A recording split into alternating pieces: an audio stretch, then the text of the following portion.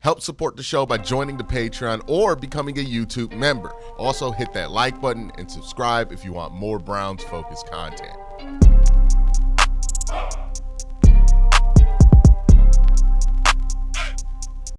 All right, in my effort to look through this entire draft class and break some college film down of this draft class, I now land on to Quinshon Judkins, the the running back that the Cleveland Browns drafted from Ohio State in the second round. Drafting a running back in the second round means you think this guy is going to be a future guy at the position. You think that this guy is going to be a difference maker in your run game. He's going to add an element immediately that you did not have before.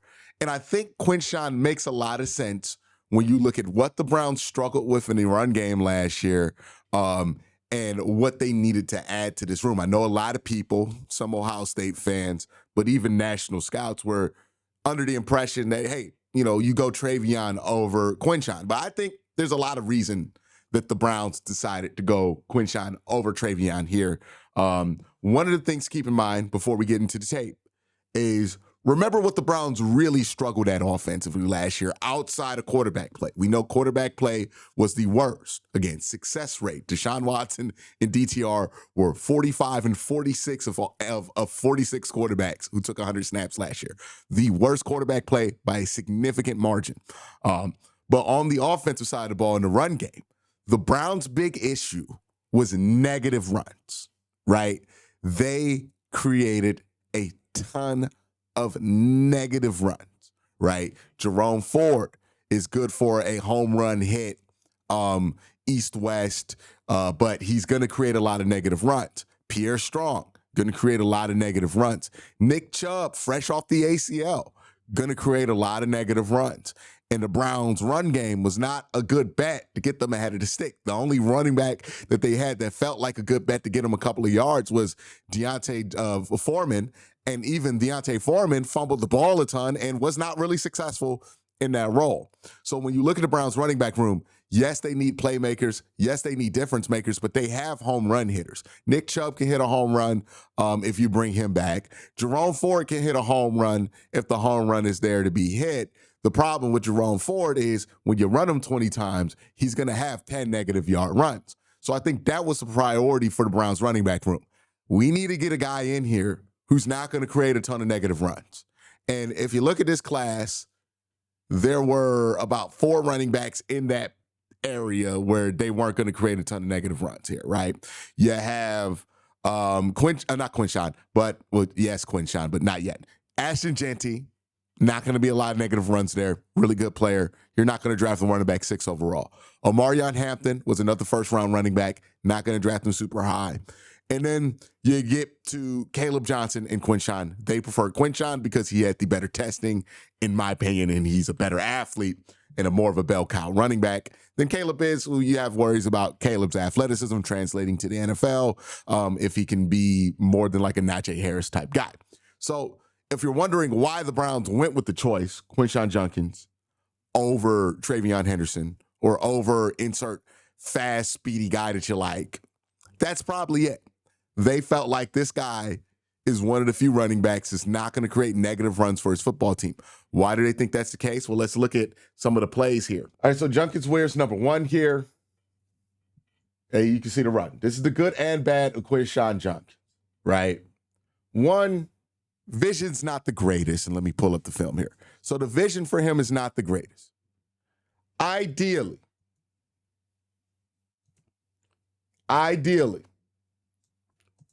what you want to see him do in this play is stick his foot in the ground and cut into the A-gap here, right? So let me bring this up. Right, you want him to take this gap. The reason you want him to take this gap, even though both are wide open, is simple. You have 2 linemen here. So the idea is you take this gap, this guard peels off him, and then it leaves you with a one-on-one with 30, and you can break that for a touchdown. Now, Quinshon's a good enough athlete to where he's going to be able to break this off for a big play anyways. But the vision, he does not have Nick Chubb's vision. That's not there for him, right? If you're expecting him to have Nick Chubb's vision, you're going to be disappointed. He does not have that. That is not the strong suit of his game. But what he does have is that he runs super hard. So picks the wrong hole here, but look, it doesn't matter because one, Donovan Jackson does a great job holding and getting away with it. But also, he just slips off this tackle anyways. Right? And then look how he finishes that run. Damn. Look at that. Look at that. Look at this. Slides off the guy. Boom. He loves finishing runs. And that's where that Kareem Hunt comes into him, right? Kareem loved finishing runs, real explosive, one-cut guy, not the best vision. You know, you can see a lot of Kareem in that, right? Boom, just down the hill, and I'm going to just run and be right? He forces his way right by just being very explosive and very physical. He moves guys on the line. Another run here, great cut. I think his lateral explosion is very underrated. Great cut. So this is versus Marshall. Look at that. Gap closes up. Great cut. And then he does a good job finding the right lane, right? He's not going to make life difficult for himself. You know, there are some running backs that run the ball like this, right? Where they are zigzaggy guys, right? Zigzag up, back, round, zigzag up, back, north, round back here, north, up here. They get 5 yards that way. That is not Judkins. Judkins is pretty simple. One cut, another cut.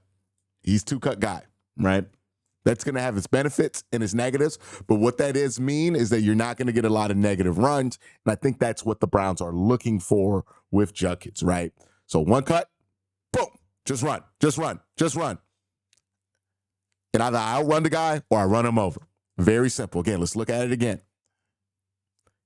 He's not going to be cut back left, right guy, right? Genty can cut a billion times and put you in a blender. He's not that.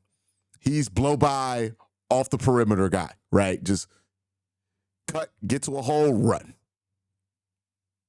And hope I can just out physical guys.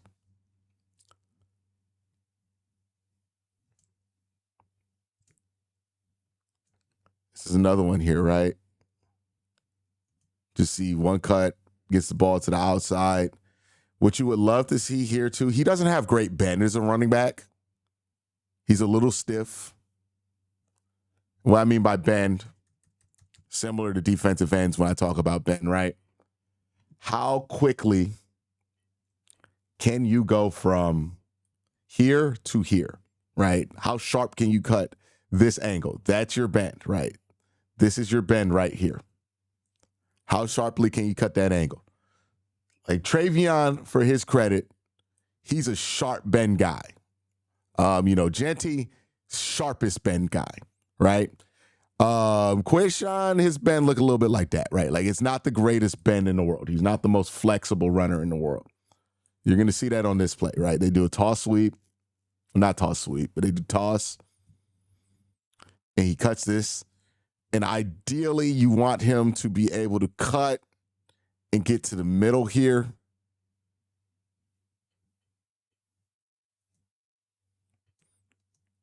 He doesn't do that. Not a bad run by any means. But, something he's going to have a difficult time doing. But when you just tell him one cut, downhill, put your head down, be explosive, he could do that. It's another example of it. Low ball here, bad snap. Who's that causing hell in the interior? Yeah, the 3 techs causing hell there.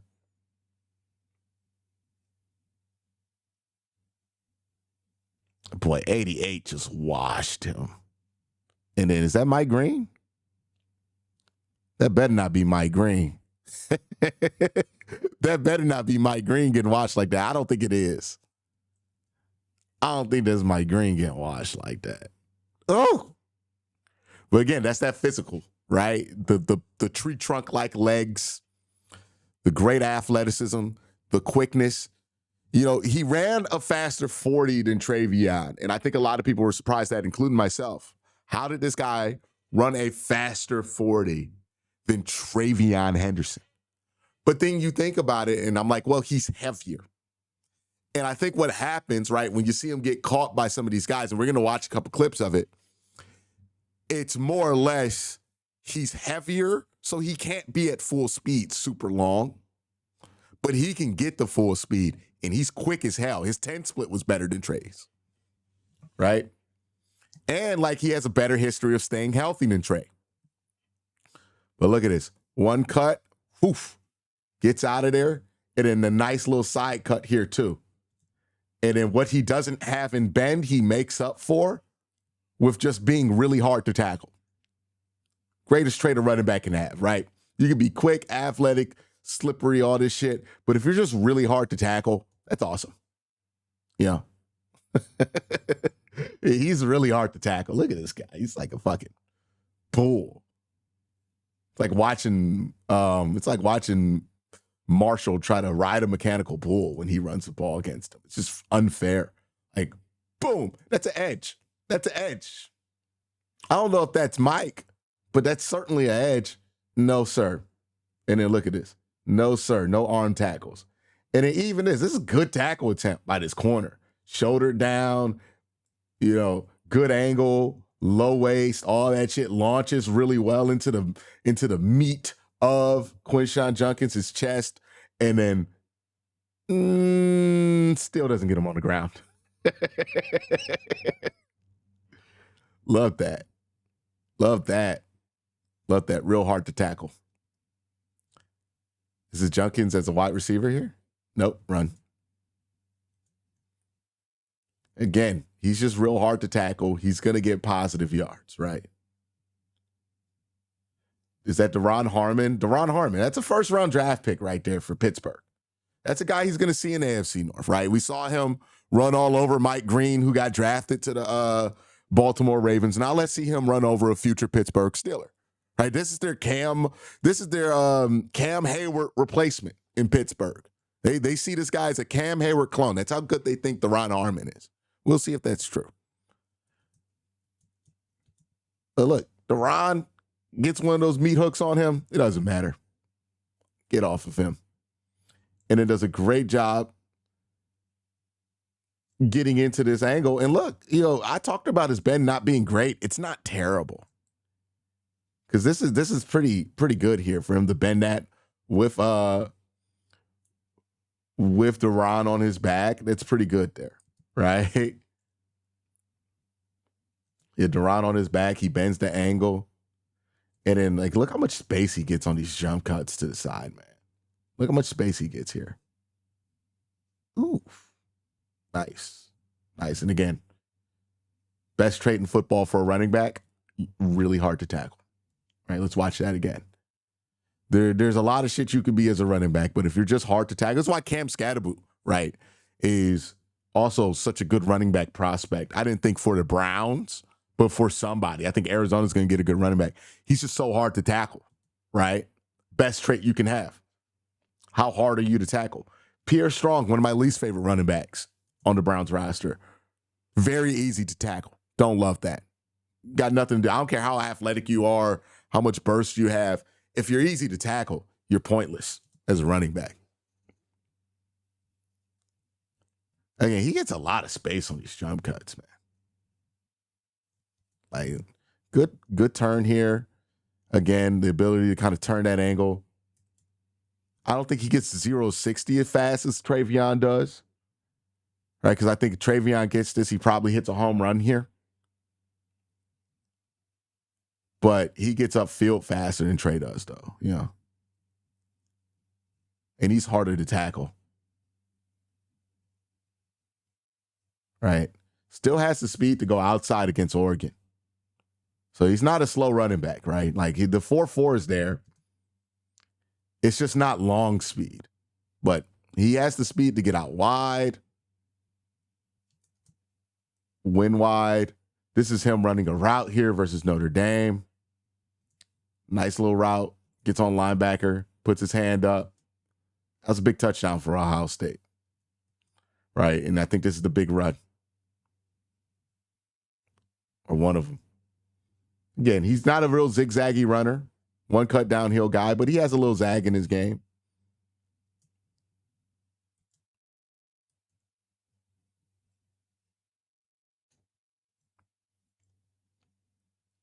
Found his space. And then also, like, here's another thing that's interesting. Look, 74, Donovan Jackson's on the ground. Does a good job of avoiding tripping up on Donovan, right? Good feet. Could have tackled himself there very easily. Avoided that.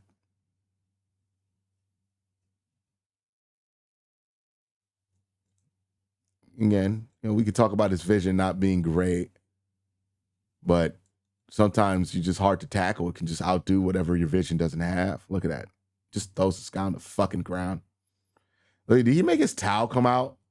Look at that, his towel. Like Sonic coins, dude. Somebody put that effect on here. His towel flew out like Sonic coins when he smacked that guy on the ground. Real physical runner, man. This is what I mean. Can you move people? This is moving people. That's touchdown right there. That's a people mover run. Not a lot of guys in this class who run 4.4 are going to move bodies like that, right? Omarion Hampton is probably the only other guy that I think could do that at his size.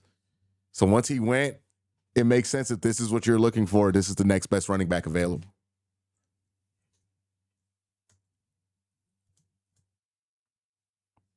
Look at that. Let's go back to that stiff arm. I just want to enjoy that one more time. Oh, my goodness. Let's slow it down. Slow motion.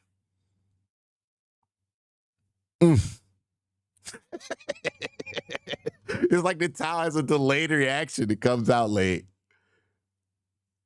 Whoop. That's hilarious. That's hilarious. All right. And this is the big run right here, right? So let's start at the beginning before we get there. Great job by Ohio State's offensive line. Hey, Ohio State just clears this gap pretty good. Gets a guy to the second level. Notre Dame doesn't have the 3 techs in there to do anything about this. They get washed. He does a great downhill cut, right? So still not the greatest vision, but good vision here. And then explodes out here. And, you would love for him to score a touchdown on this, right? And he does get ran down by a couple guys here. And I think that has to do with, he can run 40 yards really fast. Because you see here, 10, 20, 30, 40. After this point, he slows down significantly because he's big.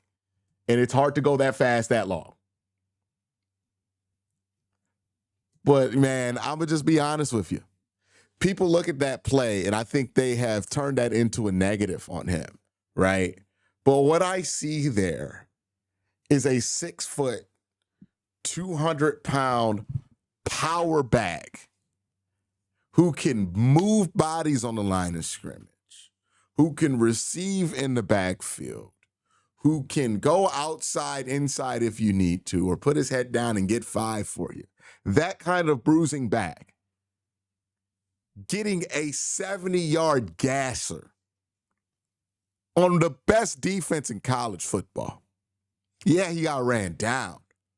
But how many guys who have that skill set can get a 70-yard run and have the speed to break away like that for 70 yards when it's not a completely busted play? Like, give the safeties credit. They had a good angle. But the guy chasing them down is like 190 pounds, right? Quinshon outweighs this guy by like 30 pounds. So, he caught him. So, you can say, oh, he doesn't have long speed. He's slow. This dude runs 4.4, right? Like 4.45. And he's big. And, like, he plays big, too. So,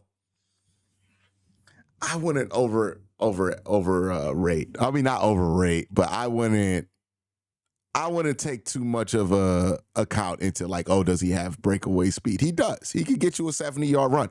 If the touchdown marker were simply 40 yards away, he would have scored, and we wouldn't even be having a conversation.